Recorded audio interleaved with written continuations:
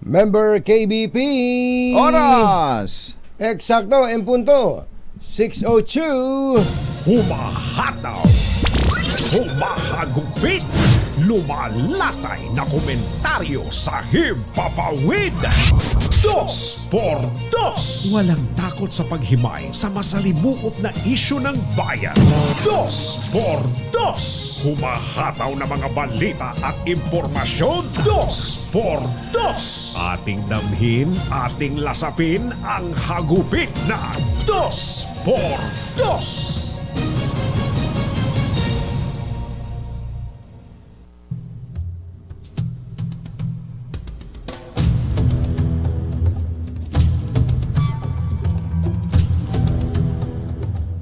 Matapos ang serye ng palitan ng maaanghang na salita sa pagitan ng Senado at Kamara kaugnay sa People's Initiative, tuloy na raw po ang pakikipagtsatsa ng mga senador upang ma-review ang economic provisions ng 1987 Constitution. Sinabi ni Senate President Juan Miguel Zubiri na sisimulan na ang pagdinig sa mga economic provisions ng konstitusyon sa susunod na linggo. Ito po ay sa pamamagitan ng bubuing Subcommittee on Constitutional Amendments ni Senator Sonny Angara. Una rito, sinabi ni Senator Bato de la Rosa sa 2x2 na magtutuloy-tuloy na ang pagkilos ng Senado para sa tsatsa matapos mismong ang Pangulong Bongbong Marcos na ang humiling sa Kamara na itigil ang People's Initiative. Ikinatuwa naman ni House Speaker Martin Romualdez ang hakbang ng Senado at nasabing ha ha ha. Masaya nga siya. Masaya nga. Ha ha ha.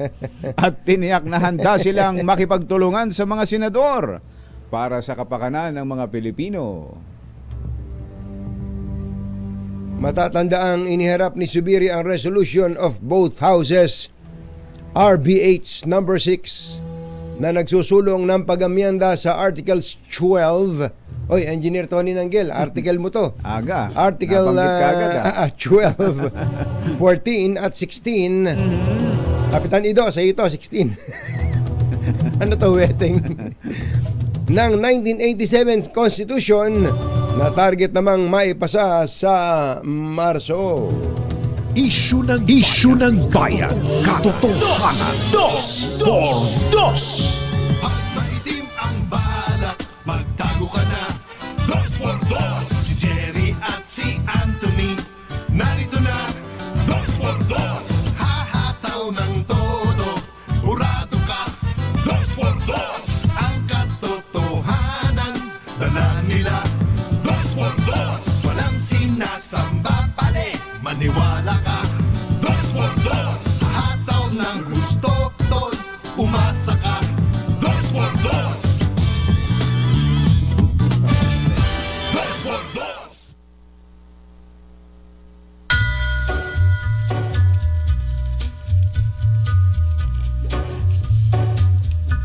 Hi.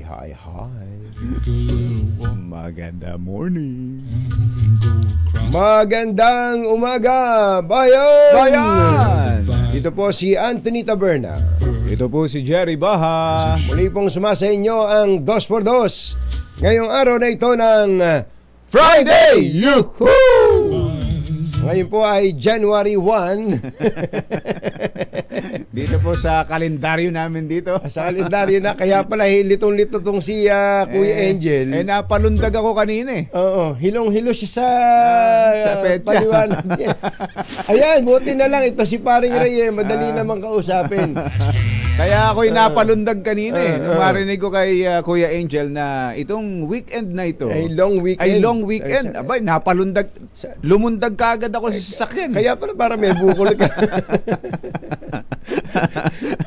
Naisip ko, parang next week pa yun Baka naman kako nakumbida ni Kuya Elmer Ngo. Si Kuya Angel pwede. sa Biyernes bukas bukas dahil yun. Sabi ni Kuya Elmer, mauna na nga mauna. tayong mag-Chinese New Year. Mauna tayo ng 1 week. Ng 1 week. Ng Chinese New Year. Pero ang totoo po, mga kababayan, ang long weekend ay not this weekend. Hindi po. Sa Next. susunod pa. Yung February 8 and 9, pareho palang non-working holiday. Aba, matindi, no? Base sa deklarasyon kahapon ni Labor Secretary Benny Laguesma. Ba't ba yung 8 walang pasok? Ano bang meron Ano doon? ba paliwanag doon? Ano ba paliwanag doon, Yuel? Magpaliwanag ka nga, Yuel. Paliwanag ka nga. Paliwanag mo nga ng malinaw ito. Naideklara yata kasing una yun. Yung hindi pala yun ang Yung ang holiday. Chinese New Year. Oo. Chinese New Year. Pero ang talagang deklaradong Chinese New Year, kumbachero, ay February 9. February So, 9, 10, 11. Yun ang long weekend. So, pati 8 pala. Oo, pati daw 8. Are you sure? Spin a win. Ayan. Spin a win. Pero pakiklaro lang to dahil yung ating mga kababayan nagpaplano, ha. Lalo ngayong panahon na to, malamig pa ang panahon. Kahapon pala kumbachero, sa Quezon City ay 20.1. 20.1. 20.1 kaya pala Katulad nung naging temperatura nung January 17. Ito kinukwento ni Yuel, Muslim legal holiday daw ang February 8. Ganun ba? Ganun, ha. Sige, ayos yan, ha. Sigurado Basta ba yan? wag Sigurado niyo ba tayo akong dyan? sisingilin dito, ha. Ayan, Alam nyo na. Alam nyo na. alam niyo na. So, kumbachero. Mother, wala ba tayong leave form dyan? Sino ba nauna? Sino ba naunang nakakita? Ikaw. Kaya wag kang umaasta. Sabagay. Ako unang nakakita dyan. Sabagay na. Ha? Nauna na. Nauna na. Nauna na si Kisses, eh. So, yung pong mga kababayan natin na nagpaplano ay ano to, sinusulat nyo to? Para lang ito sa mga probinsya na to. Ito, babasahin namin, ha. Ang Muslim holiday daw po ay ito lang sa mga lugar na babasahin ko. Ito po, ho.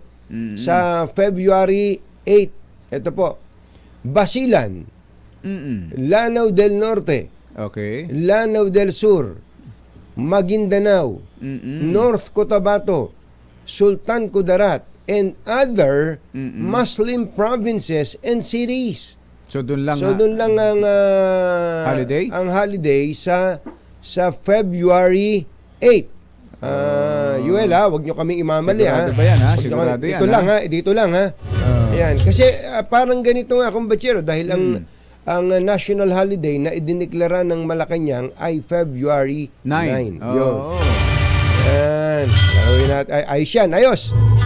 Basta yung pong mga pamilya dyan, magkakaibigan na nagpaplano ng long weekend, alam nyo na pupuntahan nyo, yung malalamig na lugar. Jenny Baha at Anthony Taberna sa 2x2 sa Samantalahin natin yan, kumbachero. Samantalahin natin yung lamig na yan. Pero yung mga lugar na binanggit mo na yan, sa Mindanao na doon lang lugar, doon lang holiday. Ayan ang sabi ni Yuel. Yuel. May imprimatur naman ni Sherwin. Ni Sherwin Alfaro.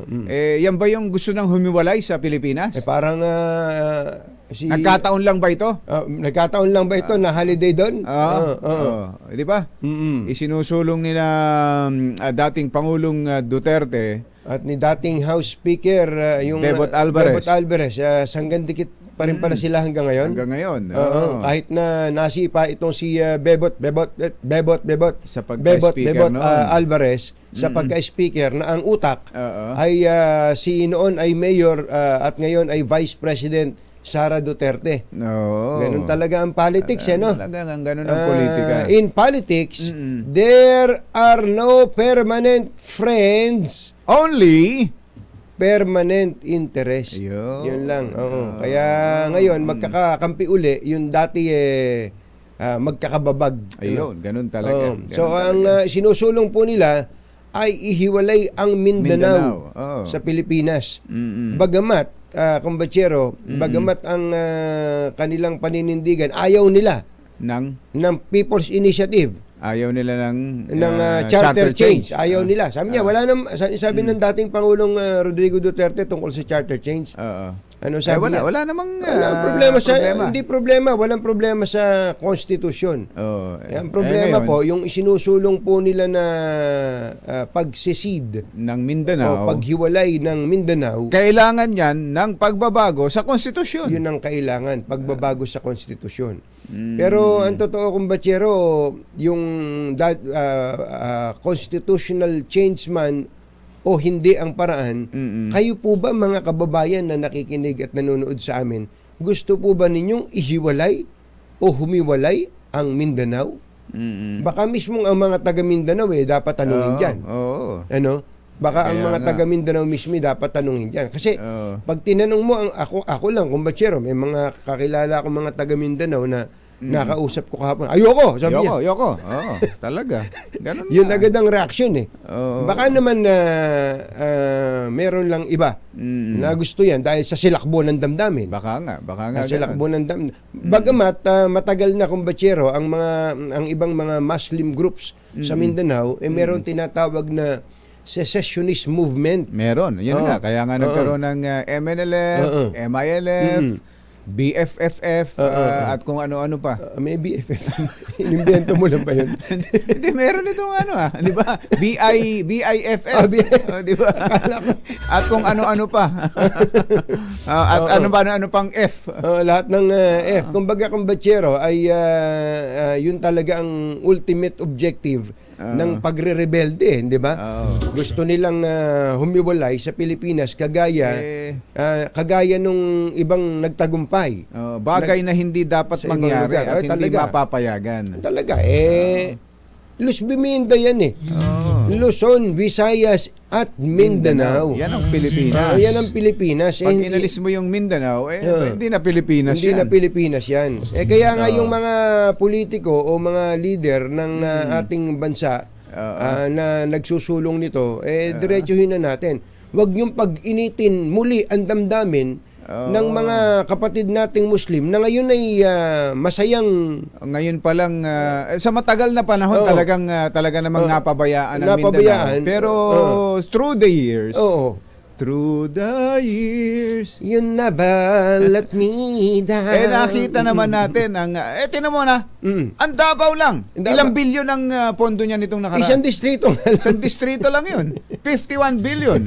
Issue ng bayan. Naisip mo ba yun? Yung mga, kaya pinapakontak natin sina Congressman si Alonto Adjong Kung yung bang ganong klase ng effort, kasama ba sila doon? Kasama ba sila doon? Kasi pag tinanong mo ngayon ang mga nandidiyan sa BARM, kumbatsero, na nakakaramdam na sila na they belong. Ayan, Kasi dati they didn't belong, yun ang kanilang pakiramdam eh. Kaya nga. Ngayon they belong. Bigla nga natin si dating ARMM Governor Mujib Hataman. Mujib Hataman. Hataman. Ingatan ng inyong Hataman. Di ba? Mujib. Baka naman meron Magandang lang morning, ibang Congressman Mujib Hataman. iilan lang na sumisigaw, pero ang lakas ng sigaw. Ang lakas ng sigaw. Saka ang malulungkot ako na nakakalungkot ng kumbatsero. Baka nga yung ibang nananahimik na, halimbawa sila Alhads Murad, naalala mo. At ang iba pang mga katropa Si Nur Miswari. Sila Nur Miswari, tama ka. Diba? Biglang, mabubuhay Baka nananahimik na tayo mabubuhay dahil lang sa mga politiko. Ang mga kumbatsero ng bayan, Katunying at Ka-Jerry. 2x2. Beno, Ang tunggak na oras. mga senior citizen, mga diabetes. Ay, Congratulations. Talaga naman. May dagdag palang mga gamot na aalisan na ng VAT. Ang ganda niyan. Good news. Yan ang good news. Yan. At ang laking bagay nun, kumbatsero. Ang Kasi laking bagay Engineer nun. Tony Nanggel, 12% Ang VAT. Ang VAT, Judge 13, Kapitan Ido. Kapitan Ido. At bukod dyan, mayroon pang niluluto sa kamera, kumbatsero, Aba. na... Chacha na naman ba yan? Hindi. Hindi kayo mapapapiay dito sa bagong niluluto ng kamera, kundi matutuwa lalo na ang mga senior citizen. Ang gusto nila alisin na yung booklet na yan ng mga senior citizen, PWDs, para lang mabigyan ng discount. Oo, napakasalimuot ng kumbatsero. Oo, kailangan mo pang dala-dala yung booklet mo, isusulat, ang ano. Maniwala ka. Si nanay nga, busit na busit eh. Oo. Kapag ka magpapabili ng gamot, tapos kailangan hindi pa niya yung- makita yung booklet yung niya. booklet na yun. Eh siyempre, alam mo yung matatanda minsan kung saan na ilalagay yung booklet. Talaga. Ay, busit na busit. Oo. Ha? Wag na nga! Aalisin na raw yan. Hindi ko lang, wala palang announcement kung kailan, kumbatsero, pero papunta ron ng direksyon. Ayun. Ayan. Hindi PI yan, ha? Hindi PI. Yan niluluto na yan sa kamera. Ayun. Oras po natin, Achi, Mr. Jelom Tang. Uy, sabi nung isang ni Kuya Arnold, sabi niya sa akin, kumbatsero, Kuya Arnold. hindi kaya may gustong magulo ang Pilipinas para hindi sila mapagtuunan natin ng pansin? Oo Sino? nga. Sino? Oo nga. China, sabi niya. Gusto ng China na may chaos sa loob ng Pilipinas. Oo nga, parang gano'n na nga. no? Parang gano'n. China daw may gusto niya. Talagang makakaisip ka ng gano'n. Ito, hindi ko naman sinasang-ayunan si Kuya Arnold, pero maiisip mo talaga na gano'n eh. Oo. Dahil tayo, buo na ang dibdib natin na pinaninindigan natin ang ating soberenya, ang ating territorial integrity, laban sa China. Oo. Laban sa China. Tapos ngayon, nagkakagulo tayo. At gustong hihiwalay naman ang Mindanao. Hindi ba? Sabi siguro ng China. Kuya Arnold, iba ayos. yung analysis mo na yun. Tama yun, ayos Iba ka. Oras mo natin, mga kapatid kong Filipino-Chinese. Laktiam, Chap Kauhun, 6:19 ng umaga, ACS Balita. Susunod na! EO Executive Optical for expert eye care.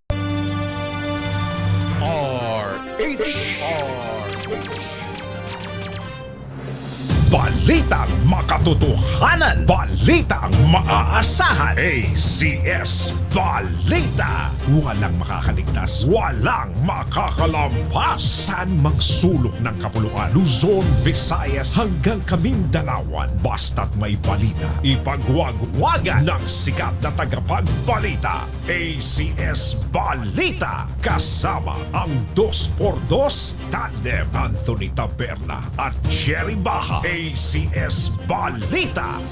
Ang programang ito ay hatid sa inyo ng ACS Manufacturing Corporation, ISO Certified, maker of world-class quality Pride detergent.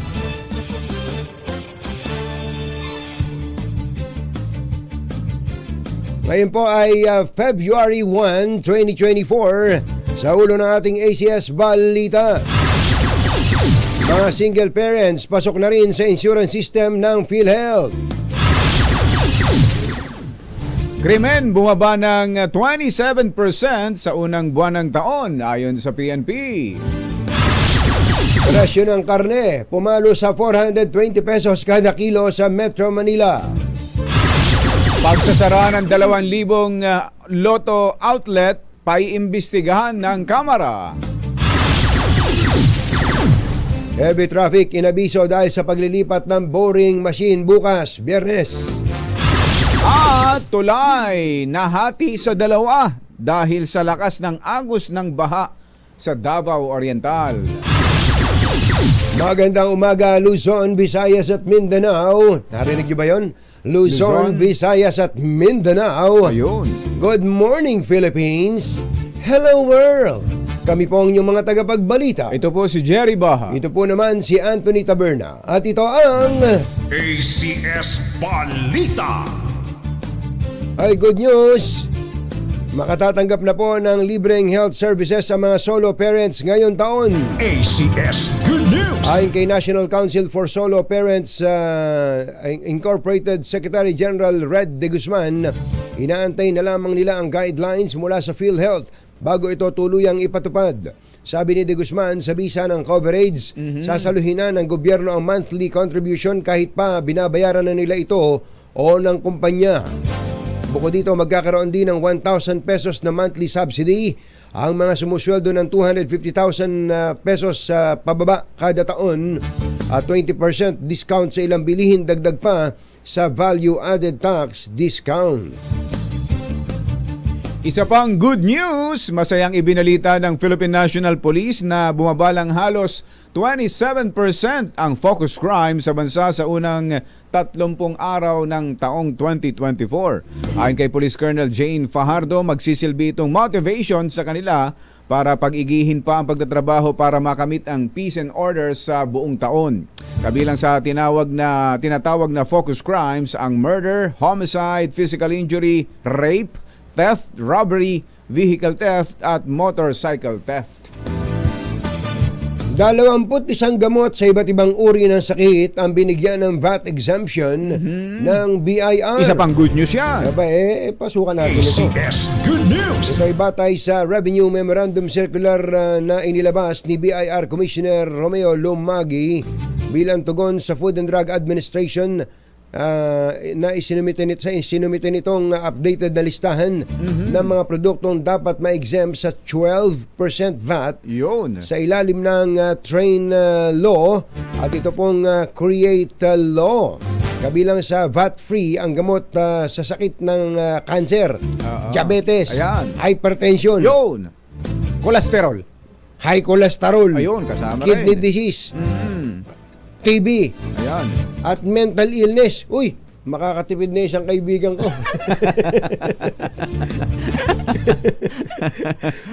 Ayon kay Lumagi, epektibo na ang circular at dapat sundin ng mga drugstore ang hakbang at ang hakbang ay handog nila sa bagong Pilipinas.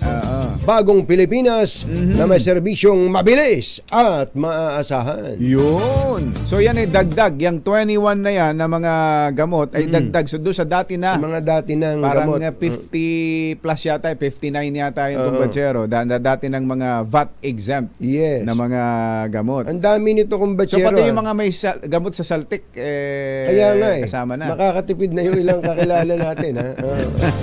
12% dito. Ayos yan. Ang mahal Good pa news naman, yan. Ang mahal pa naman ng gamot, Gamot yan. sa Baltic? Oo. Ganon? Mahal ba yun? Ay, tanong mo doon kay. Alas 6:29 ang ating oras at sa atin namang bad news. Meron din bad news. Pumalo na sa 420 pesos kada kilo ang presyo ng karning baboy sa mga palengke sa Metro Manila. Ito'y batay sa monitoring ng Pork Producers Federation of the Philippines at AGA Party List kahit pa nasa 200 lamang ang farm gate price ng karne ng baboy. Aba, ayon kay Congressman Nick Briones ng AGAP, dapat silipin na ng Department of Trade and Industry ang mapag-abusong presyuhan ng mga trader ng baboy sa National Capital Region. Pang-abuso talaga yan. Isipin Kung yung 200 gate- lang yung farm gate. Farm gate price ay 200 tapos pumapalo ng 420. Hindi pwede yan. Ayan. Sa monitoring ng presyo ng karne ng baboy sa Metro Manila, yun na nga, 420 pesos na ang kada kilo ng liempo kahit pa tapos na ang holiday season. ACS Balita. Nababahala ang NEDA o National Economic and Development Authority sa mababang growth ng paggastos ng pera para sa pagkain dahil sa inflation. Kahit bumaba na sa 3.9% ang inflation rate noong December, nangako pa rin si NEDA Secretary Arsenio Balisacan na patuloy na tututukan ng pamahalaan ang pagpapababa sa pagtaas ng presyo ng basic commodities. Kabilang po sa mga ginagawa ng hakbang ng pamahalaan ay ang pagpapabuti umano sa value chain ng agrikultura, pagtatayo ng mekanismo para sa market power ng consumer. Matatanda ang pinalawig pa ng Malacanang hanggang sa katapusan ng taon ang pinababang taripa sa ilang produkto gaya ng bigas para masupil ang inflation. Alas 6:31 ang ating oras. Maibuntag kaninyong tanan mga Bisaya. Mata na maputiha. Gising na ba kayo?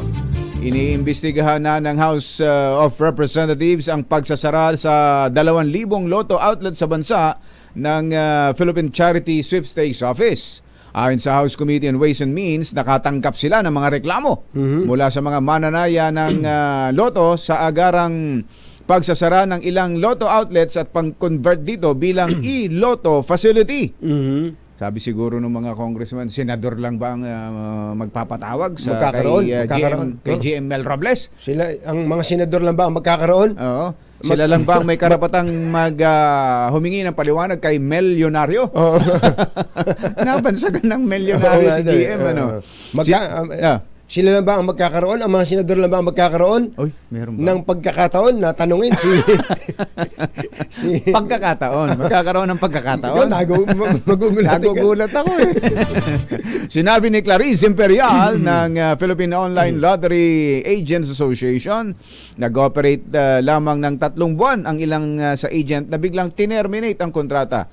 Marina may itinanggi ni PCSO General Manager Remeliza Gabuyo. Napalitan na pala ng General Manager yun. Oo nga. GM Mel Robles. Pinalitan ka na pala. Hindi naman lang nagpaalam sa amin. Tama ba ito, Sherwin? GM na si iba na GM ng PCSO? Baka AGM yan, baka Assistant General Manager yan.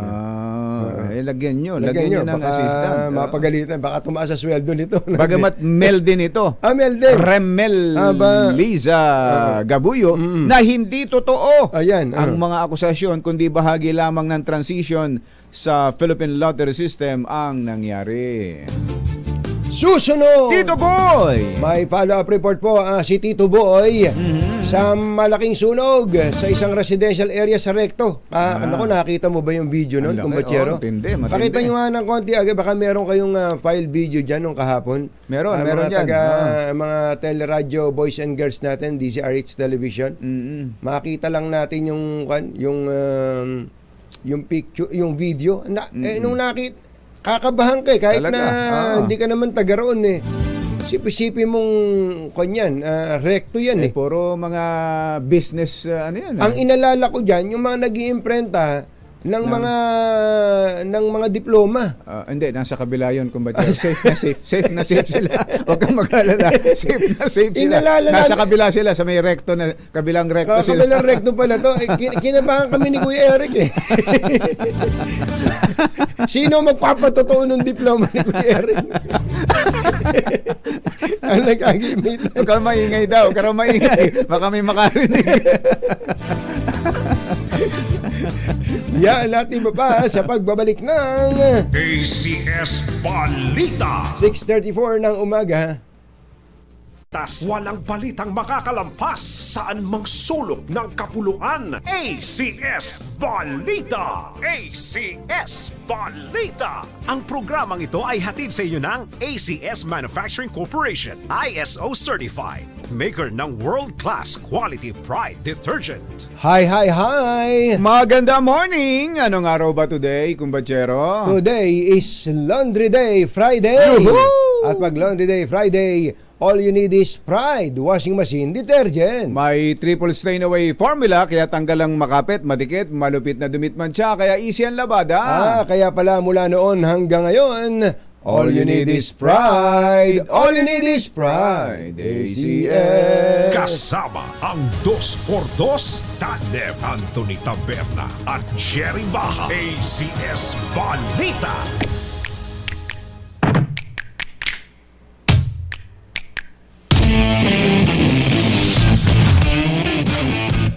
May follow-up report po si Boy Gonzales sa sunog sa isang residential area sa Recto Avenue kahapon.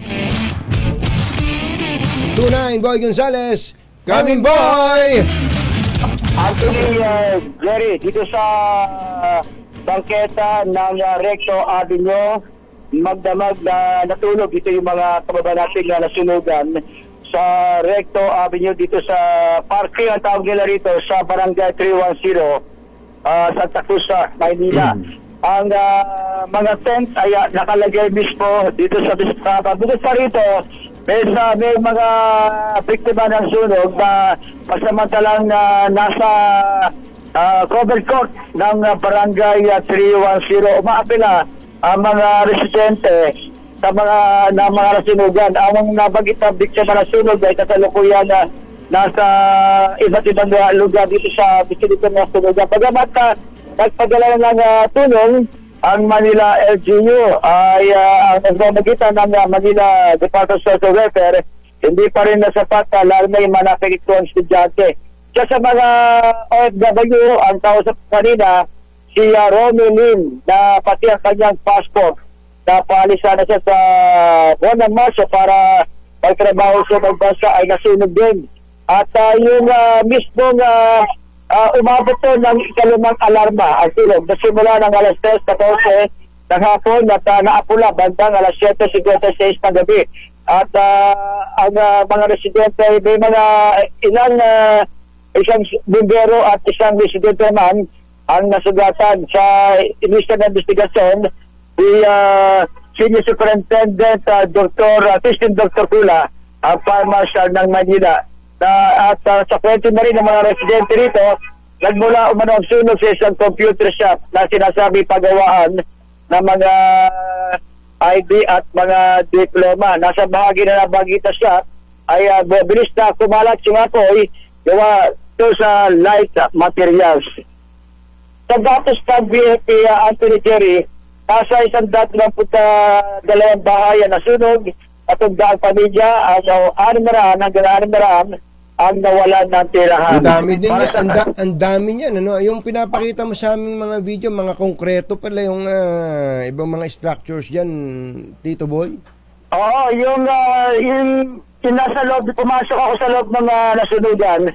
Ang sabi naman, nakausap ko, wala silang, pati yung isang bahay na hindi naman nadamay sunog, ang problema na bagsakan ng pader. At kaya nasira din. Yung ibang mga residente rito, kinukuha yung pwede pang mapakinabangang gamit na sa loob ng kanilang tahanan. Yan yung mga sitwasyon dito sa nagaring sunog. Ito malapit naman to, Anthony Jerry. Kung naikay nasa dapat na siyang mall. Sige nga, saan ba lugar?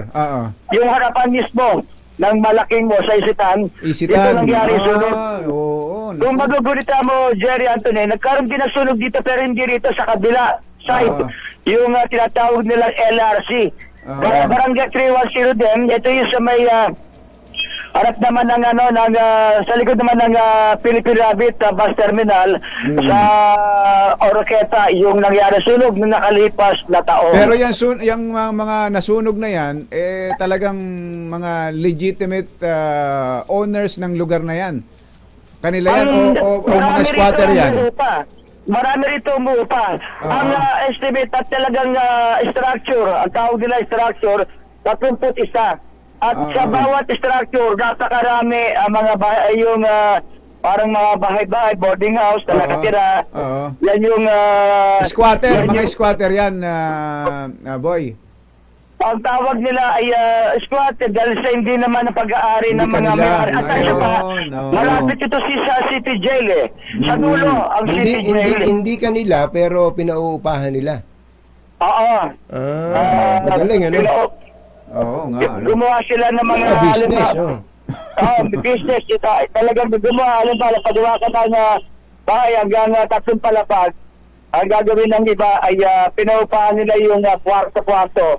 Dahil dito sa lugar, maraming umupa. Marami, special. May mga dyan, may mga boarding house dyan di ba?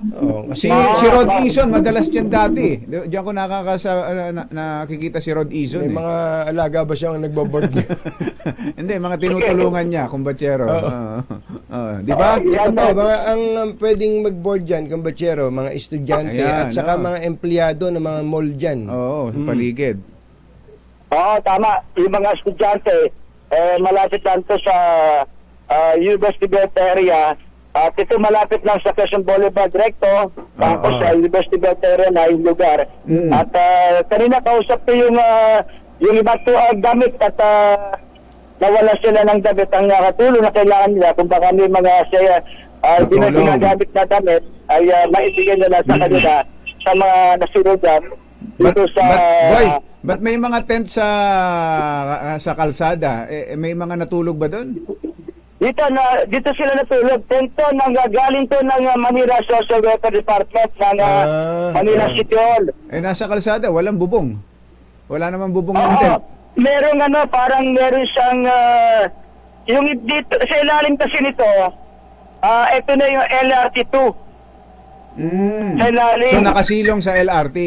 Nakasilong sa LRT. Ayun, Pero yung iba, hindi nakasilong. Pagka Mabuti hindi umulan kasi pag Kaya nga umulan, eh. pag umulan ay mababasa itong mga natulog, pero hindi naman umulan sa ngayon. Kaya samantalang may pinakatakip siya binabanggit kanina, pero sa kuha ng larawan ko, wala namang Walang takip. sakit, pinakabubungan. So yung mga gumagawa ng mga diploma dyan ay safe naman, hindi sila nadamay. Safe ba yan? Yung gumagawa ng mga, yung daw nagsimula yung Recto University. Yung Recto University, oh. Oo. Maraming nasunugan sa mga gumagawa ng mga diploma, mga taking diploma dito sa area. Nadamay pala sila. Kakalungkot naman. Nakakalungkot. Hindi, totoo. Kasi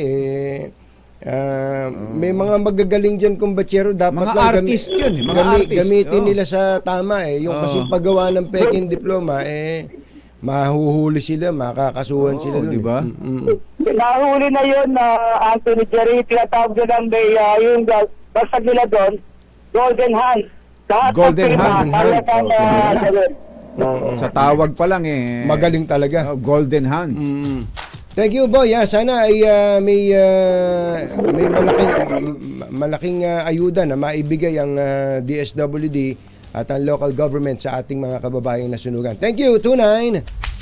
Sa kaunauna sa Pilipinas po siya, Rich, ito si Boy Gonzales. Tuloy-tuloy sa pagbabalita, tuloy-tuloy sa serbisyo. Sama-sama tayo, Pilipino. ACS Balita. 6:46 ng umaga. Asahan po ang heavy traffic simula sa February 2. Bukas na po yan dahil sa paglipat ng tunnel boring machine para sa Metro Manila Subway Project. Ayon sa Department of Transportation, gagamitin po ang tunnel boring machine sa construction ng tunnel na magkukonekta sa Ortigas Avenue, Shaw Boulevard at Kalayaan Avenue Station ng nasabing proyekto. Sa abiso ng DOTR, ititindi ang traffic mula alas 10 ng gabi hanggang alas 4 ng umaga sa February 2 hanggang 3 at February 4 hanggang 5. Partikular na asahan ang masikip na traffic sa 5th Avenue, Araneta Avenue, Ortigas Avenue, C5 Road at Doña Julia Vargas Avenue. Ang payo ng DOTR sa mga motorista hanggat maaari ay iwasan nila ang mga nabanggit na lugar at humanap ng mga alternatibong daan. Usapang traffic pa rin kung si MMDA GM General Manager Procopio Lipana ang tatanungin, hindi na raw kailangan magtalaga ng traffic czar sa Metro Manila. Ayon kay Lipana, ito'y kahit pa numero 1 sa listahan ng traffic sa bansa bilang world's worst traffic batay sa TomTom Traffic Index sa taong 2023 kung saan inaitalang nangunguna ang traffic sa Metro Manila bilang pinakamabagal sa buong mundo. Ginawa ni Lipana ang pahayag kahit pa umapila ang Management Association of the Philippines na magtalaga na ng traffic czar ang Marcos administration matapos ang nangyaring patutsada ni Chris Martin ng Coldplay sa matinding traffic sa Metro Manila. 6:49 ng umaga. Naimbag na bigat kada kayo amin na po. Agring kayon, gising na. Nahati ang isang tulay sa barangay PM Sobrecari, Caraga, Davao Oriental dahil sa lakas ng agos ng tubig gawa ng tuloy-tuloy na buhos ng ulan. Sa Facebook post ng Municipality of Caraga, Davao Oriental, hindi na madaanan ang naturang tulay dahil nasira na ito ng rumaragasang tubig ilog. Kasalukuyang nararanasan ng mga residente sa Caraga, Davao Oriental ang mga pagulan, pagbaha at pagguho ng lupa dahil sa trough ng low pressure area. Ayon sa Pag-asa, uulanin pa rin ang malaking bahagi ng Mindanao, lalo na po sa Caraga, Davao Region at Socsargen. Niyanig naman ng magnitude 5 na lindol ang Abra de Ilog, Occidental Mindoro kaninang umaga. Ayon sa Feebox, tectonic ang dahilan ng lindol kaninang alas 4:46. Naitala ang instrumental intensity sa Abra de Ilog at Mamburao sa Occidental Mindoro. Asahan naman ang aftershocks matapos ang lindol habang wala namang inaasahang malaking pinsala matapos ang pagyanig. Kakasuhan na ng PAGCOR ang Games and Amusement Board at mga tauhan ng PNP-CIDG na sangkot umano sa maling Pogo Raid sa Pasay City.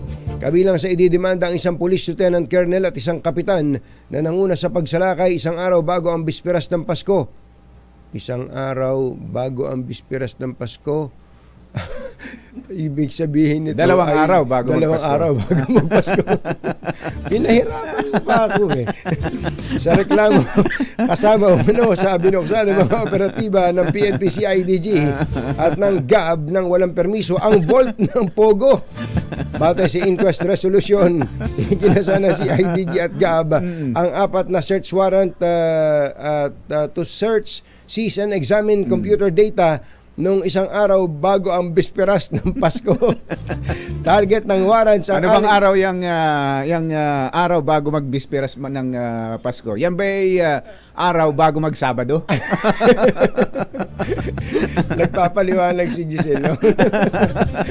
December 23 daw, December 23. Ayun, dalawang araw. Galit ka siguro sa number na 2-3, ano? Na 1-2-3 ka na ba? Target ng warrant ang 6 na individual kabilang ang mga Chinese pala to eh, mga umani owner at operators ng Jingyao Company. Ano yan? Jingyao Company at iba pang ando doon sa 4 na palapag na HC Bay Hotel sa Seascape Village CCP Complex. Naghatid ng kabuuan ng ating ACS Balita. Ito po si Jerry Baha. Ito po naman si Anthony Taberna. Kasama ang 2x2 tandem Anthony Taberna at Jerry Baha. ACS Balita. Balitang makatotohanan. Balitang maaasahan. ACS Balita. Ang programang ito ay hatid sa inyo ng ACS Manufacturing Corporation, ISO certified, maker ng world-class quality pride detergent. Dos, hataw ng gusto, tol. Umasa ka, 2x2. 2x2.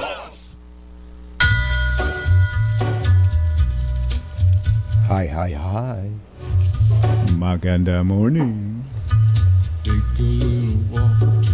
Magandang umaga, bayan! Bayan! Ito po si Anthony Taberna. Ito po si Jerry Baha. Tama po kayo, alas 7 na. Baka akala nyo. Alas 6 pa lang. Alas 6 pa lang, ha? Inugulat lang natin yung mga nakasakay sa jeep, yung mga nakataksi dyan. Baka kayo nakakatulog, napakahalaga ng mga tinatalakay natin dito ngayon. Kaya pakitapik-tapikin ang inyong mga katabi. Pag malasakitan na po ninyo.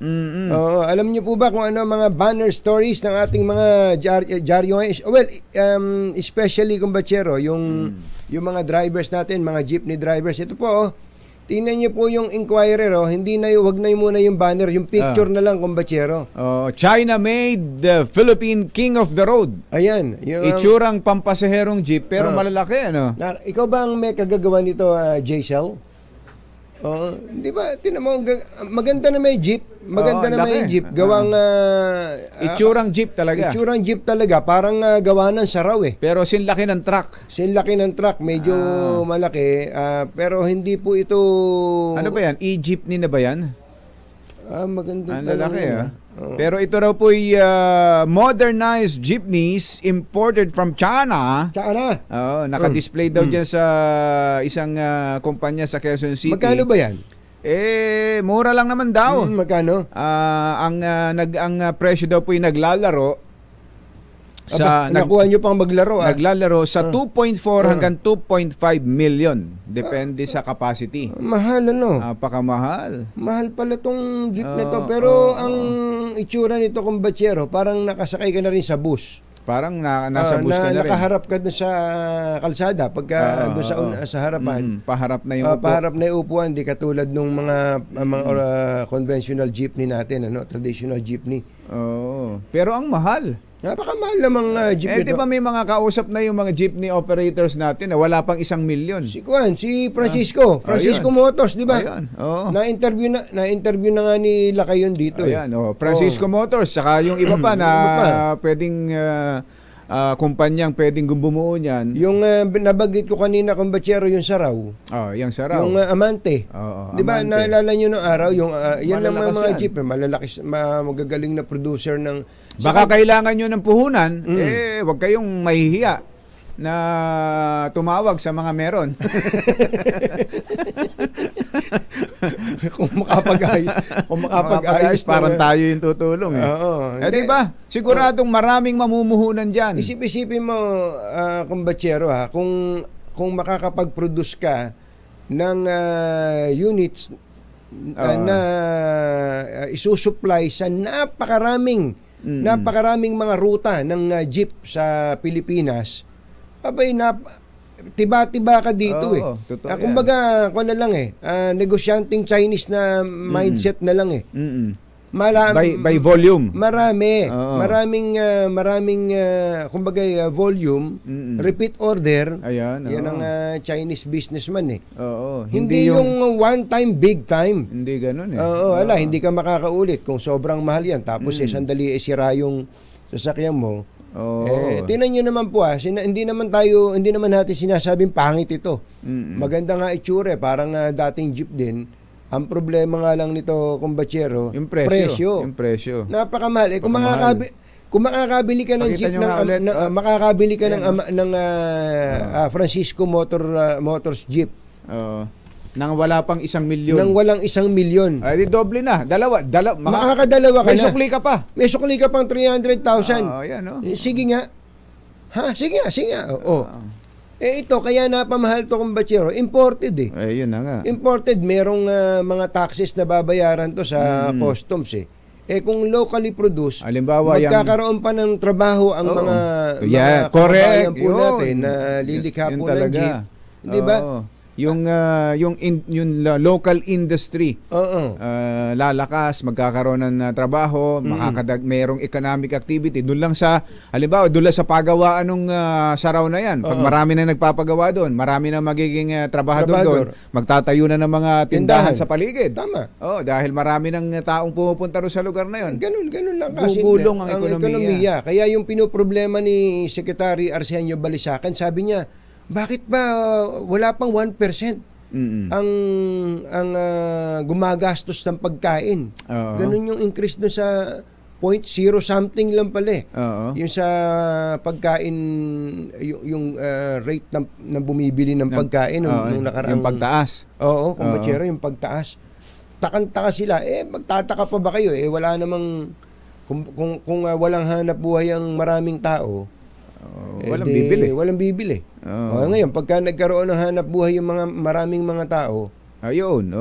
matik yun. Susunod Binibigyan natin ng hanap buhay yung mga Chinese Oo. Order tayo ng order ng mga imported. Oo, dito tayo tulungan natin ng local industry na palakasin. Kung kulang sila ng pondo, Ayan, ang gobyerno, ang gobyerno. Ang dami-dami pera ng gobyerno. Andyan ang DBP, Land Bank, Oo. at sigurado kung mangangailangan talaga ng puhunan itong mga Baka kailangan ng tsatsya dyan. local manufacturers, sigurado papasok dyan si Boss si Ninong lang, si Boss Ninong, RSA. Ninong, Sigurado tutulong yan mga yan. Si MVP. Di ba? Kadali-dali niyan Si Tito Enrique Razon. Di ba? Tapos yung iba pang mga mayayaman. Magulat kayo, Sigurado mga yan. aboitis pumasok diyan sa di ba? Di ba? Dali sila si Tita Tessie Coson. Di ba? Ng SM. Lalo pa ang SM, di ba? Naglagay pa nga sila ng mga libreng charging station Oo, lalo na nga kung ito ay electric vehicle. Di po ba mga kababayan? Kung na yun na isulong natin. Nakikinig naman sa atin ng DOTR. Totally nag-birthday si Boy Range Rover nung nakaraang araw. Sino ba si Boy Range Rover? Si Yusek. Si Yusek. Yusek Range Rover. High-end ba yung Range Rover niya? Palagi ko pinakita ko naman sa picture, di ba? Picture lang. Hindi ko alam kung anong model yun Yung ba yung pinakamamahalin, yung nasa 20 million ang halaga? Yung ba yun? Ang idineklara niya wala naman 20 million. Wala naman 20 million, kumbatsero. Kasi kapag ganun ka mahal, sa abroad, sa atin, sa Amerika, magkano ba mura lang yun. Magkano ba yung ganyan? Mga nasa mga 8, 9, ganun. Sa pera natin. Pero pag pinadala mo dito, siyempre, nadodoble. yung tax nga Nadodoble ang presyo niya. Doon pa lang magandang sample yan na Yusek Total naman alam na alam mo kung gaano kamahal ang sasakyan, na ganyan, lalo ganyang sasakyan, makakatipid kung ang gagawa dito, local, bagamat hindi madadagdagan ng kita ang customs doon, ang pamahalaan doon, pero ang epekto naman ito sa ekonomiya, magkakaroon ng economic activity, ang ending pa rin nun, kumbatsero, pera sa gobyerno. Yun. Dagdag na pera sa gobyerno.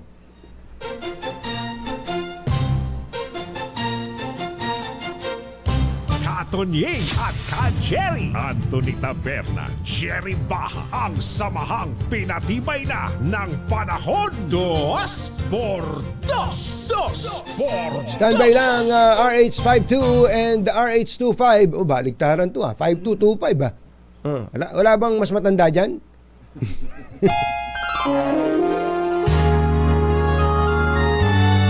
Kauna-unahan sa Pilipinas. NBC Manila Broadcasting Company. DZRH. Member, kapisanan ng mga broadcaster ng Pilipinas. Member KBP. Oras! Kapopoy, 8 minuto na makalipas ang 7 ng umaga. Balitang bagong-bago. Balitang dapat alam mo. Balitang magdadagdag ng talino. Dahil bagong impormasyon, makibalita. Unang-una sa DZRH. Pangunahing balita. Kasama ang 2x2 tandem nina Anthony Taberna at Jerry Baha.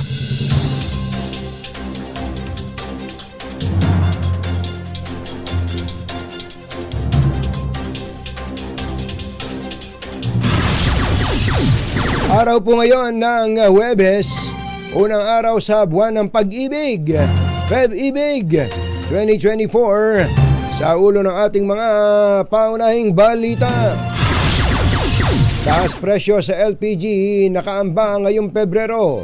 Oil price hike magtutuloy-tuloy ayon sa DOE. Paglago ng ekonomiya ng bansa bumagal sa 5.6% noong 2023. Umano'y dating hitman ng Davao Death Squad nagbigay na ng testimonya sa ICC. VP Sara itinurong utak ng Oplan Tokhang. Economic Chacha tatalakayin na ng Senado sa susunod na linggo. Bilateral code sa South China Sea ikinakasan ng Pilipinas at Vietnam.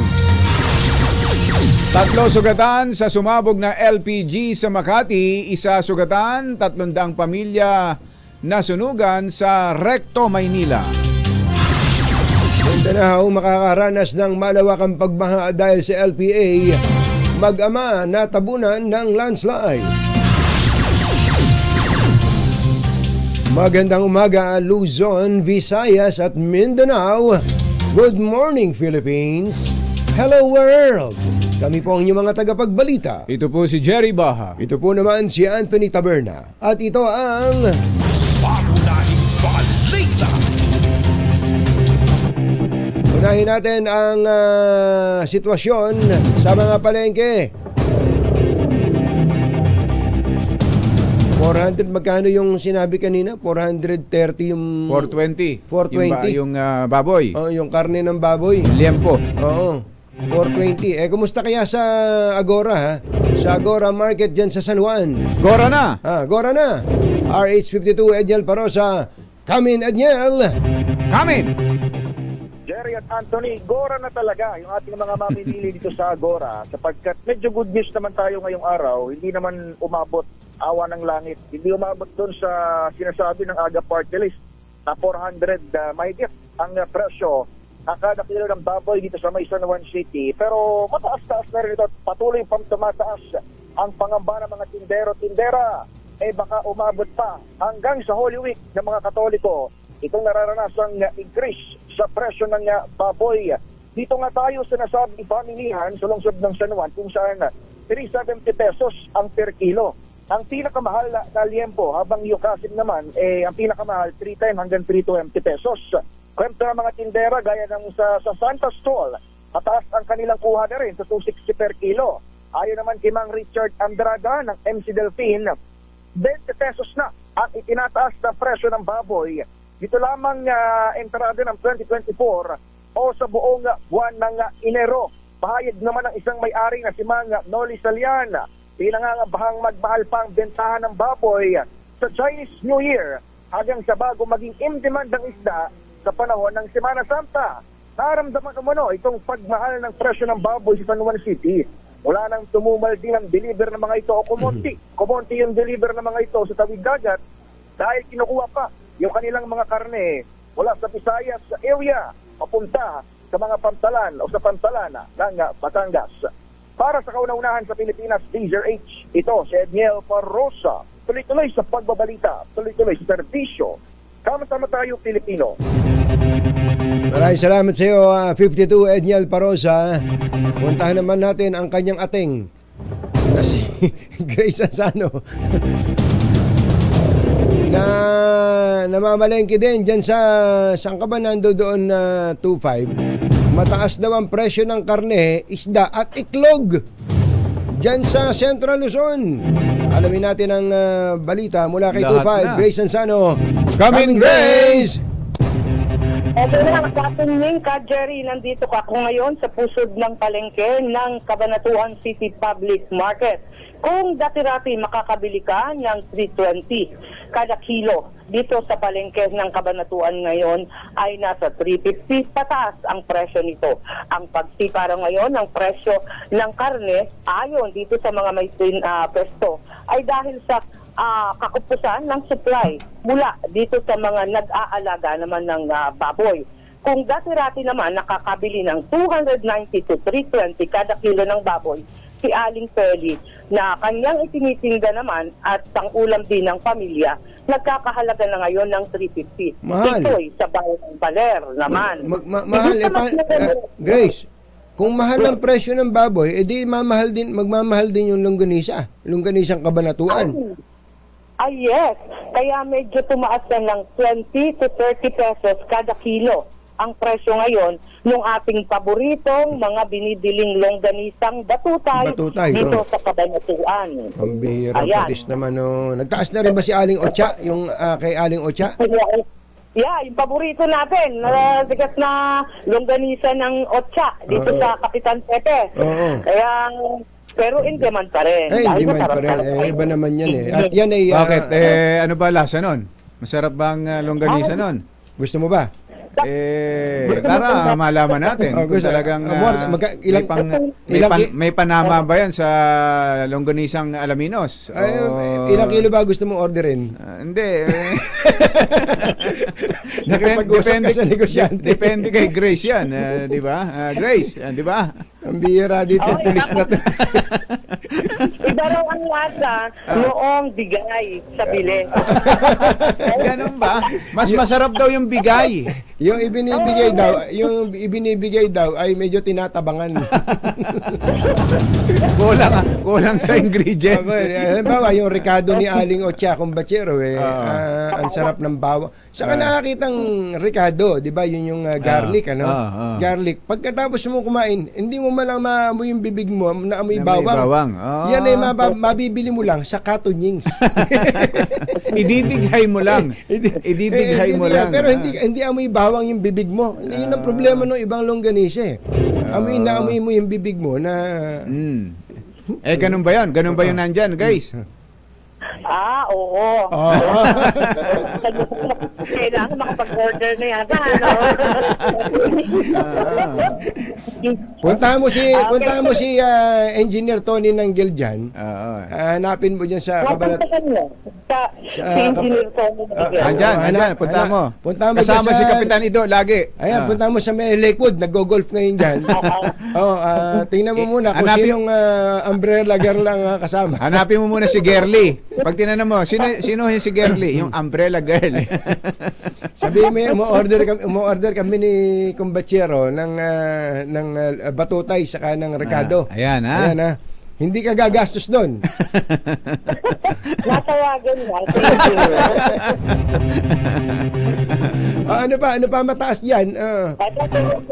Itutuloy ko pa. Kaya naman ito namang may-ari ng karinderya na si Aling Beron, talagang kamot ang ulo ngayon. Hindi niya malaman kung paanong serving ang kanyang gagawin. Nagkakal para dun sa kanyang mga suki, lalo pat mga tricycle driver ang pumipila sa kanya. Naaawa rin daw siyang magtaas dahil nga alam din niya ang hirap ng kanyang mga kababayan.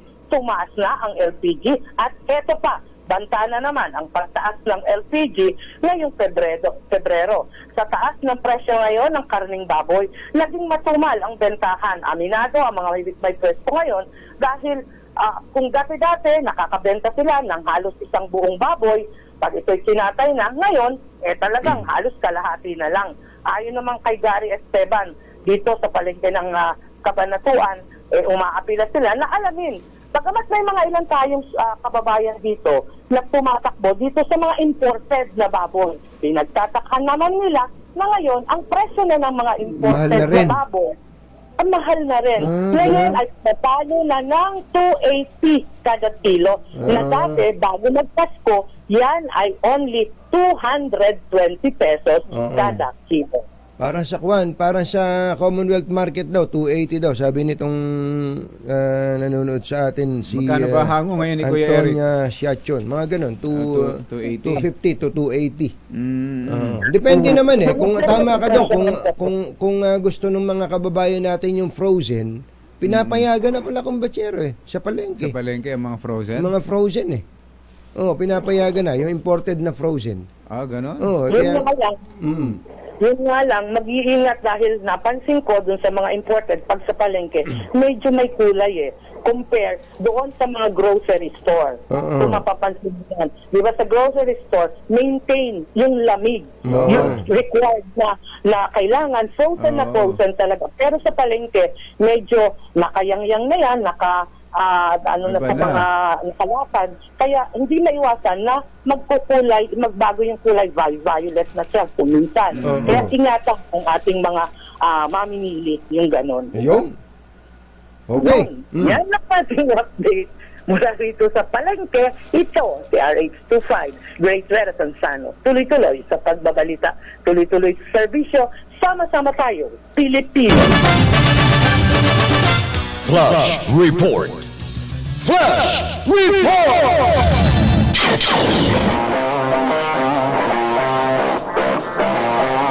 Tumigil ang operasyon ng LRT 1. Bakit? RH8, Christian Manyo. Come in, Christian! Johnny at Anthony, as of 6:51 a.m. pansamantalang ang inihinto ang biyahe ng LRT1 mula Baclaran Station sa Pasay City hanggang sa Fernando Poe Station sa Quezon City. Sa abiso ng LRTA, ito'y dahil sa nagkaberyang tren sa bahagi ng Libertad Station na tinutugunan na ng kanilang technical team. Sa mga oras na ito, Jared Anthony, nandito tayo ngayon sa bahagi ng EDSA Station ng LRT1 kung saan mahaba at hindi na gumagalaw ang pila papasok ng istasyon habang nasakop naman na ng mga pasahero ang dalawang linya ng Taft Avenue habang nag-aabang ng masasakyang jeep. Para sa kauna-unahan sa Pilipinas, DCRH, ito si Christian Manny, tuloy-tuloy sa pagbabalita, tuloy-tuloy sa serbisyo, sama-sama tayo, Pilipino. Balita! Mga nangunguna at mga bagong balita sa DCRH. Pangunahing balita! 7:21 ng umaga, iba pang mga nagbabagang balita sa pangunahing balita sa aming pagbabalik. Balita! Alas 7:27 na ng umaga, nakauma ang taas presyo sa LPG ngayong buwan. Ayon kay Rino Abad, Direktor ng DOE Oil Management Bureau, magtutuloy-tuloy ang mataas na presyo ng LPG hanggang Marso at posibleng sa Abril pa ito bumaba. Asahan na rin umano ang tuloy-tuloy na taas presyo sa mga produktong petrolyo ngayong Pebrero. Sinabi ni Abad na bunsod ito ng tapyas produksyon ng oil-producing countries at mataas na presyuhan ng krudo sa world market. Bumagal sa 5.6% ang paglago ng ekonomiya ng bansa noong nakalipas na taon. Mababa ito sa 6 to 7% target ng pamahalaan at mababa rin sa 7.6% GDP noong 2022. Ayon sa Philippine Statistics Authority, nag-ambag sa full-year GDP growth ang financial and insurance activities, wholesale and retail trade, repair of motor vehicles and construction. Pero sinabi ni NEDA Secretary Arsenio Balisacan, nananatili pa rin ang Pilipinas bilang isa sa best performing economy sa Asia at sa katunayan ay 5.2% lang ang GDP ng China habang 3.4% ang Malaysia. Nagbigay na ng testimonya at ebidensya sa International Criminal Court ang umanay dating hitman ng Davao Death Squad na si retired police officer Arturo Las Cañas. Ayon kay Las Cañas, sinalang na siya ng ICC sa 6 na araw na pre-trial investigation sa bansa noong Pebrero 2022 kaugnay ng Duterte War on Drugs. Kinausap umano si Las Cañas na mga kinatawan ng ICC prosecutor, gayon din ang isang abogado na kumatawan kay dating Pangulong Rodrigo Duterte. Sinabi ni Las Cañas na nagsumiti siya sa ICC ng isang notebook laman ng kanyang sulat kamay na testimonya na may titulong From Darkness to Light. Gayon din ang 186 na pahinang affidavit tungkol sa Anti-Heinous Crime Task Force at mga sasakyang ginamit sa mga operasyon ng Davao Death Squad. Samantala, itinuro ng dati umanong hitman ng Davao Death Squad si Vice President Sara Duterte bilang utak ng Oplan Tokhang sa Davao City noong ito'y alkalde pa. Sa pagharap sa media, sinabi ng retiradong police officer na si Arturo Las Cañas na si VP Sara ang pasimuno ng drug war na tinawag nilang Tok-Tok Hangyo. Itinuro rin ni Las Cañas si Senador Bato de la Rosa na nagpatupad ng nasabing kampanya nung siya pa ang hepe ng PNP. Pero hindi niya direktang sinagot kung pinayagan ni VP Sara ang umano'y extrajudicial killings bilang bahagi ng drug campaign. Siya nga ang pasimuno nitong Oplan Tokhang nung nakaupo siya as mayor.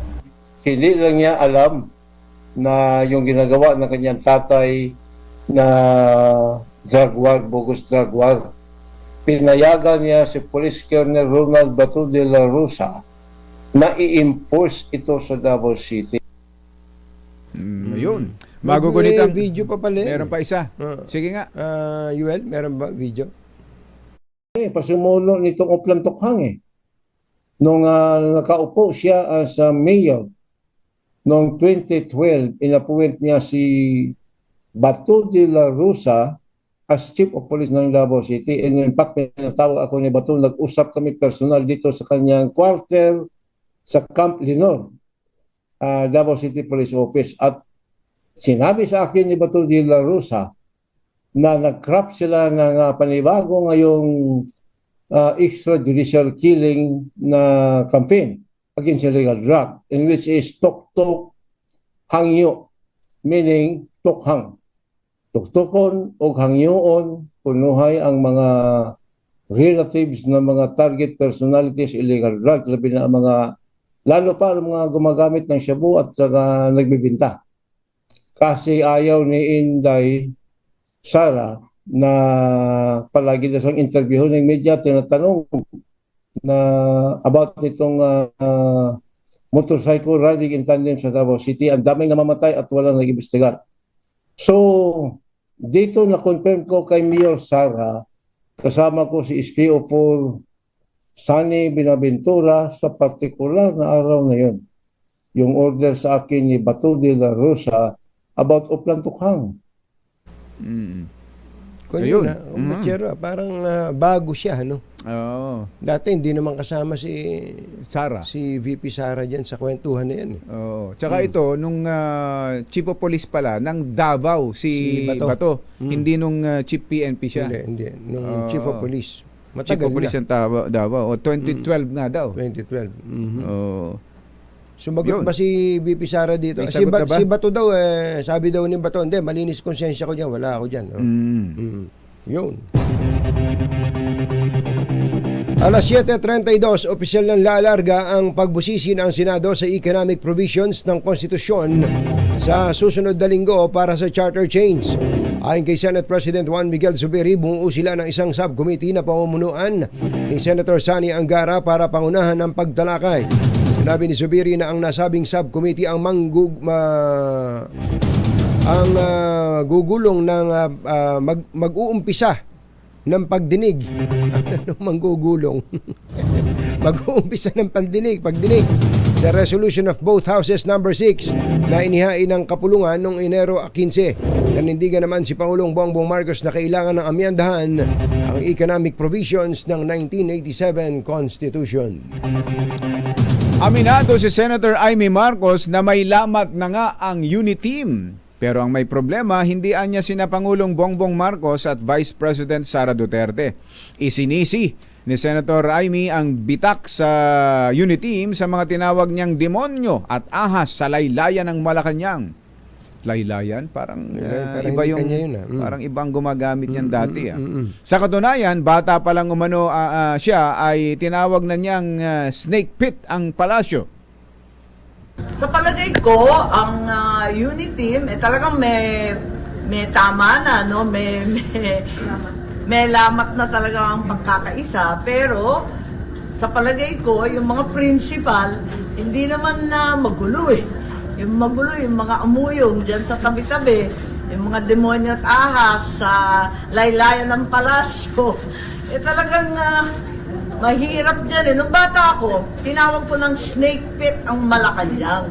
Lahat nagulat, pati ang tatay ko. Bakit ko daw sinasabing ganon? Ang lupit ko daw. Pero, totoo naman eh. Ganyan. Yun. Sinabi pa ni Senator Amy na hindi niya kailangang pumili at patuloy niyang ipagtatanggol ang pamilya Marcos sa mga yumuyurak sa kanilang pangalan. Hindi kaya nag-uusap si Pangulong Marcos saka si si Senator Amy? Parang hindi eh. Sa tema ng mga sa takbo ng mga pangyayari na si Amy kasama pa doon sa Davao. Nagsasabing adik yung kapatid niya. At pinagre-resign yung kapatid niya. Medyo nalilito ako doon sa galawang Amy kumbatsero. Medyo nalilito ako doon kasi sabi niya ipagtatanggol niya yung pamilya Marcos hindi ba parte ng pamilya Marcos si Bongbong? Kaya nga. Tapos sabi niya hindi niya kailangang pumili. Parang may pinili na siya. Parang may pinili at na siya. Pero decision naman niya yun. Decision malaki niya naman na siya. Malaki na siya. Susunod! Tito Boy! Vice President Sara Duterte may mensahe kay Pangulong Bongbong Marcos. Yan at iba pa sa pagbabalik ng Pangunahing balita 7:35. Alas 7:40 na ng umaga. Nagpasalamat po si VP at DepEd Secretary Sara Duterte sa patuloy na tiwala at kumpiyansa sa kanya ng Pangulong Bongbong Marcos. Pinasalamatan din ni VP Sara ang paggalang ni PBBM sa kanyang mga paninindigan gaya ng mariin niyang pagtutol sa pera kapalit ng pirma sa People's Initiative. Pasimuno nitong Oplan Tokhang Si Las Cañas yan. Mahalaga ang kanyang pagkilala sa papel ng lahat ng bumubuo ng Department of Education sa pagsulong ng 8-point socio-economic agenda ng Marcos administration para sa isang bagong Pilipinas. Nagpapasalamat din ako kay Apo BBM sa kanyang paggalang sa aking mga paninindigan.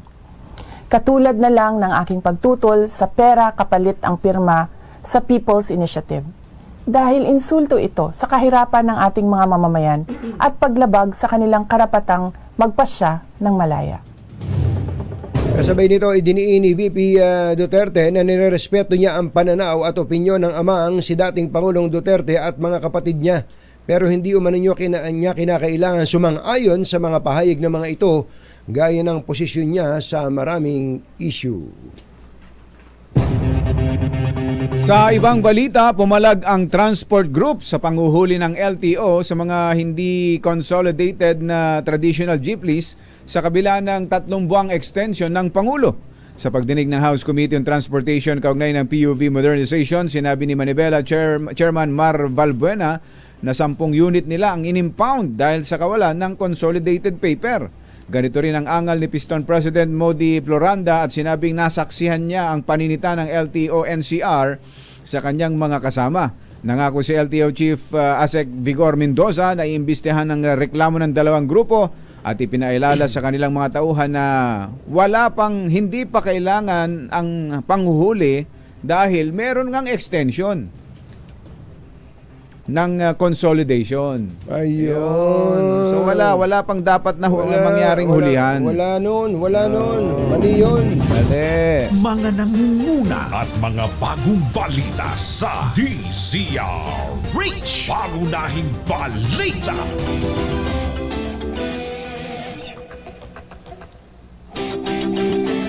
Usapin lang natin ang mabilisan si BIR Commissioner Romeo Lumagi Jr. Commissioner, magandang morning. Si Katunying po at saka si Ka Jerry. Magandang umaga sa inyo, Katunying at Ka Jerry at sa mga nakikinig at nanonood sa programa ninyo. Opo, kalaruhin lang po namin yung tungkol sa additional 21 medicines na 21 medicines o 21 illnesses. Medicine. 21 medicines po yan, covering illnesses ng meron sa gamot para sa cancer, diabetes, high cholesterol, hypertension, kidney disease, mental illness at tuberculosis. Yan yung mga sakit na covered nitong 21 na gamot na binigyan natin ng VAT exemption. Kailan po ang effectivity nito, Commissioner? Effective na po yan, kaya pagka pupunta kayo sa mga drugstore, ngayon na makita yung mga generic names para naman na masigurado ng ating mga kababayan na hindi na papatawan ng VAT ang gamot na binibili nila. Malaking menus to.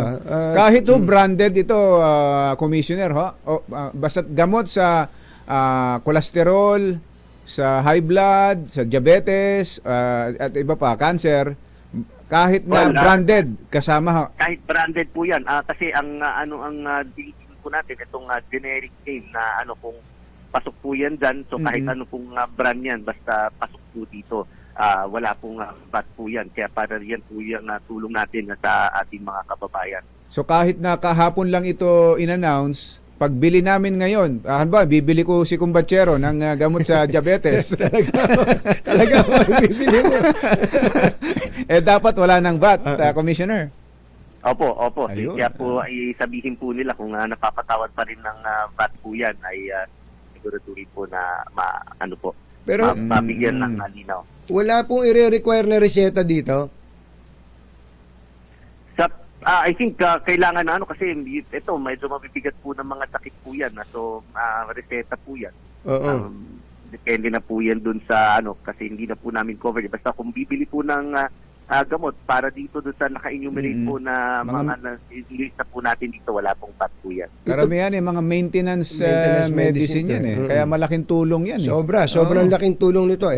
Nabanggit mo din lang yung ako ang laki ng gastos ko sa gamot.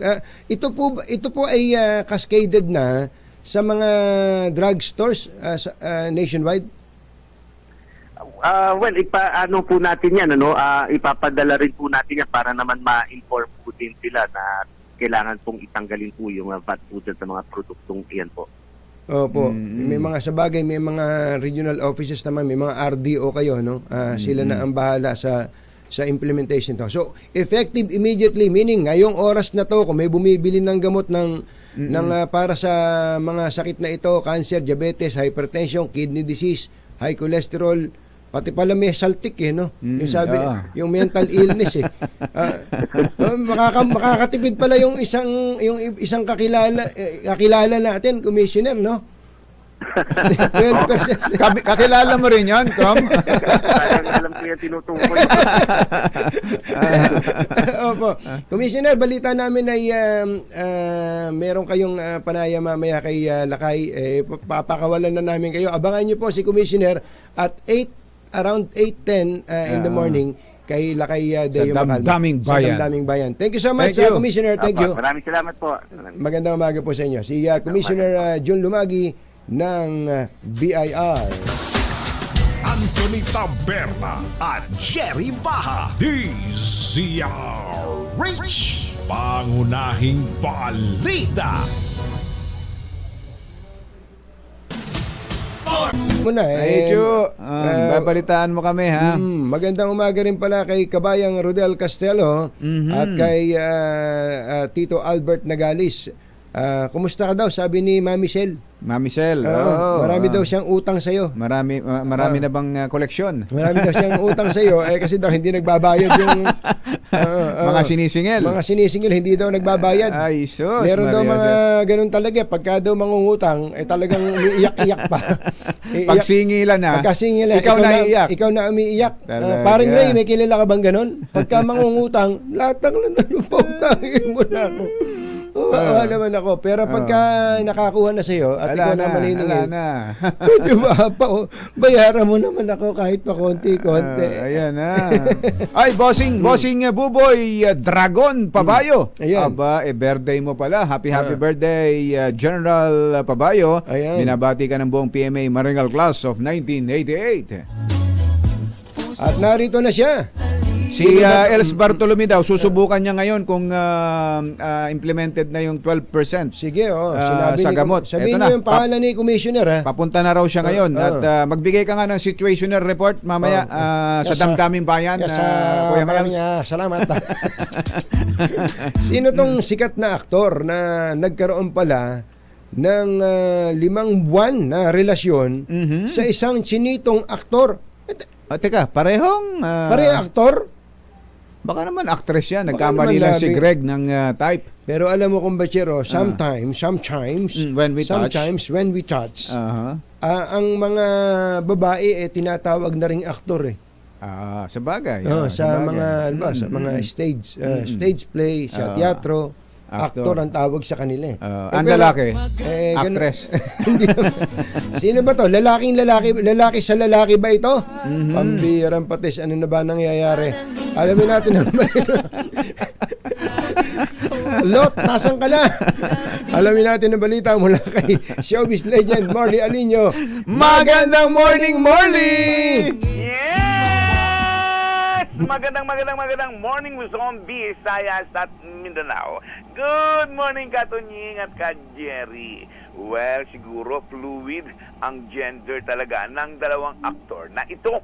Oo, tama kayo, pareho silang lalaki. Parehong magaling umarte, parehong sikat, parehong guwapo, at halos magkasinlaki sila. Si aktor nga lang na isa, si aktor A ay maputi at si aktor B na isa ay medyo moreno. Well, nakarating sa ating chika sa kumpunan ng mga chismosang reporter ng Showbiz Lancia. Almost 5 months daw na tumagal ang nasabing relasyon ni maputing aktor kay morenong aktor. Ako, pareho silang aktor at pareho silang walang jowa. Pero hindi kilalang mga ano yan. Ibig sabihin nagpapakilalang mga maton yan at lalaki. Lalaki. Pare, alam ba ninyo, pare? Ganon. Bagay sa'yo, Morley. Gusto mo ba? Ganito lang ako mag-report. Itong si aktor na lalaki ay hindi bagay. Balik na lang sa dati. Chase Channel. Well, ito nga si aktor na magandang lalaki na maputi ay noon pa man pinaghihinalaan ang gender. May duda na noon pa.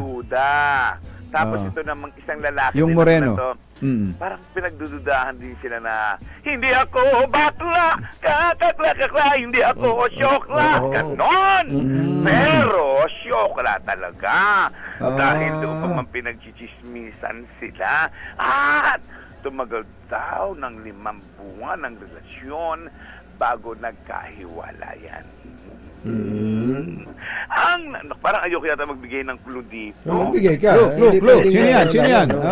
Parang ayoko yata magbigay ng clue. Sino yan? Dahil halatang-halata pag nagbigay ako ng clue. Nihintay ni Achi Edilingo birthday ni Achi Edilingo ngayon. Achi, happy birthday, Achi. Si Kabayang Rodel Castelo, nanonood din. Nandyan daw siya sa Pagadian City. Yan, Hindi raw siya aalis hanggat hindi ka nagbibigay ng clue. Ako din, hindi rin nakaalis dito hanggat hindi ka nagbibigay ng clue. Ang naturang aktor na medyo, yung maputi. Yung maputi. Ay, yung maputi. Talagang hirap pagbigay nito, ha? Ay isang mahusay na aktor na kung saan ay naku, paano ba to? May letter. Yan, letter na lang. May letter A sa kanyang pangalan. Hey. Ano, simula o... Basta may letter A. Sige. Para sumunod naman na yung isang moreno ay parang kung siya ay letter A, ano ba susunod sa letter A? E, I. E! May letter E naman sa kanyang pangalan. Yan na muna kasi. Sige, mapapahama ka na. Malapit ka ng madimanda. Kasama kayo, hoy! Huwag kayo magmalinis dyan! Tatlo tayo! Yan ating DCRH Showbiz Hatas News. Ito po ang inyong RH47. Morley Alinio, tuloy-tuloy sa pagbabalita, tuloy-tuloy sa serbisyo, sama-sama tayo, Pilipino. Babu! Nag-ray na ang Filipina tennis ace na si Alex Ayala sa W50 Indoors Round of 32 sa India. Dinamina ng Pinay ang service game at pinayokod ang pambato ng Kazakhstan na si Sibek Kumlabayeva 6-3 to 6-4. Kumulekta ang 18 anyos na si Ayala ng 39 service points habang nakontento na ang kanyang kalaban sa 31 points.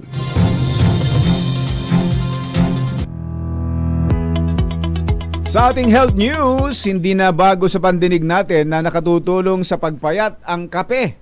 Pero gaano ba nga ba karami ang dapat inumin na kape para mabawasan ng timbang? Aba, Giselle, ito ba secret mo, Giselle? Kape? Dati saging eh. Sa problema sa pagtulog. Sa pag-aaral mula sa Harvard T.H. Chan School of Public Health, 4% na nababawasan ng body fat kung iinom ng 4 na tasa ng kape kada araw. Ang pag-inom daw ng kape bago ang meal ay nakakabawas ng calories sa susunod mong pagkain. Sabi ng mga researchers, may thermogenic effects ang caffeine, pinabibilis ang metabolism, sinusunog ang calories at nakakabawas ng gutom. Ayun. May taglay rin daw ang kape na chlorogenic acid na lalong nagpapaigi sa pagsunog ng taba sa katawan at nakakatulong para mapabagal ang absorption ng carbohydrates. Nagatid sa kabuuan ng ating mga pangunahing balita. Ito po si Anthony Taberna. Ito po si Jerry Baha. Pangunahing balita. Jerry Baha at Anthony Taberna sa 2x2 sa DZRH.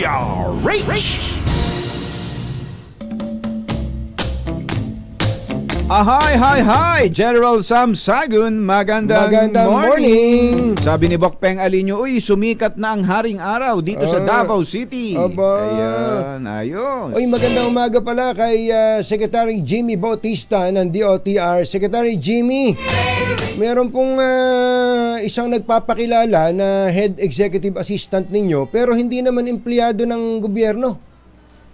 Oo? Kilala niyo po ba yun? Paki-check nyo nga po, Secretary. Secretary Jimmy Bautista. Pwede bang tayo nga magtanong sa mga nakakaintindi. Pagka ba HEA, Head Executive Assistant, hindi ba, pwede bang consultant lang yon? Consultant lang. Consultant? Oo nga, ano. Hindi ba may accountability yon? Di ba? Kasi parang i-represent mo na rin pagka minsan yung head of agency kaya nga baka pwedeng pa-check at meron daw pong nagpapakilalang HEA na hindi naman government employee. General, ikaw ba ito? Ganon? Ayan. Ay, baka gusto niya nang magpapalit ng bubong, General, ha? Meron tayong bubong na maaasahan. Gawa sa state-of-the-art technology. May aluminum na. May pintura pa. Now available na rin sa pre-painted tiles pa. Para sa eleganteng bubong na matibay na makulay pa. mag-cherry loom, pre-painted ka na! Mr. Jalom Tang, magandang morning. Kakay ka Jerry Labasan na laging nakatutok 24 oras. Aba, matindi ha. Magandang umaga rin pala akong batsero. May bago na nga palang GM ng Ninoy Aquino International Airport. Kala ko sa PCSO. Yun daw ang binanggit namin kanina, Assistant GM. Assistant GM. Ang GM ng PCSO. Si GM. Na favorite ngayon. Favorite ng mga congressman at ng mga, sabi nga, sabi siguro ng mga congressman, bakit mga senador lang ba ang magkakaroon? ng pagkakataon. Na magtanong. Kaya yung mga congressman din, magkakaroon din po. Magkakaroon din sila ng pagkakataong magtanong. Ayun. Pwede rin silang manghingi ng ambulansya. Ayan, di ba? Ay, ang MIAA General Manager, si GM Eric Jose Castro Ines, ay kumakayod na raw dyan. Pagkabago talaga kung batsero, medyo mahirap yan, lalo ang MIAA. At malapit na rin po, abangan ninyo ha, by February na pala ngayon. February na. Mukhang magkakaroon na ng bukasan ng bid. Yan po sa MIAA privatization. Sino kaya ang magwawagi sa mga bilyonaryo na gustong ayusin ang ating airport? Abangan. Bye! Happy weekend! Damdaming bayan! Susunod na!